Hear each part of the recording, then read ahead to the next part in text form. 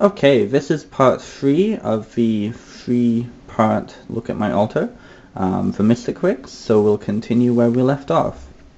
So just a recap, we were just talking about the little bowls here, and so we'll move on. So this Murti here represents Kali, who I have to say a lot of pagans and a lot of Wiccans have some interesting ideas about her. Generally in Hinduism, she represents the kind of dark mother.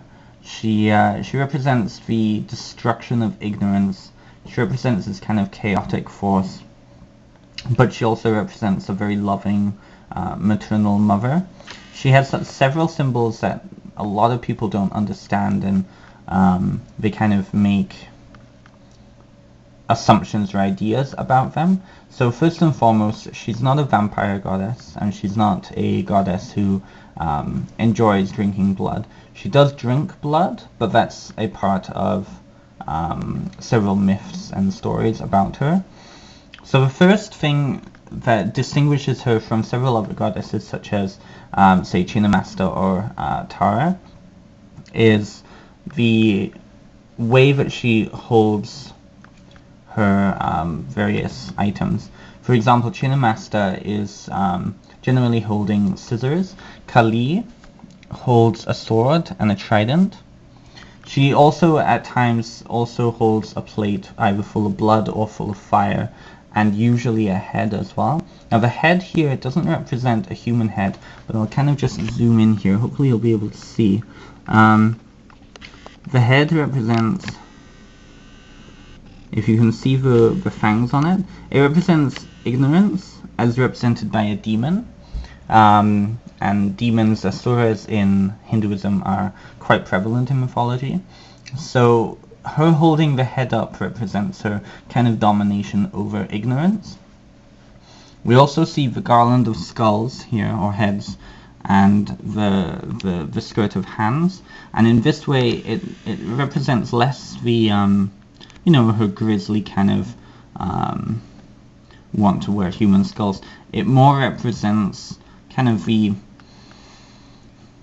meaningless of different lives. So for example, the string of lives represents reincarnation. At least one view is that it represents reincarnation, and so as one person goes from life to life to life to life, they ultimately, that those lives don't matter when it comes to, say, attaining moksha or reincarnation.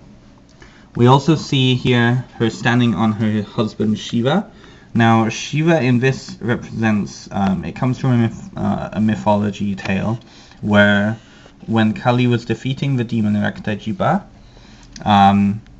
she became so chaotic that the gods decided that they needed to stop her from, basically destroying everything.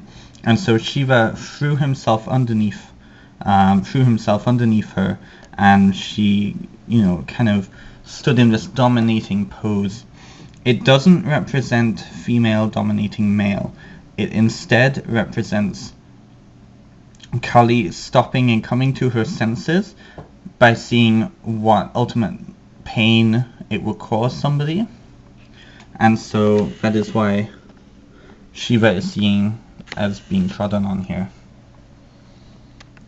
She of course also has a wagging tongue, which also comes from mythology. In fact, a lot of what we see Kali to kind of be in art comes from that single myth about her destroying the demon Raktajiba and drinking his blood.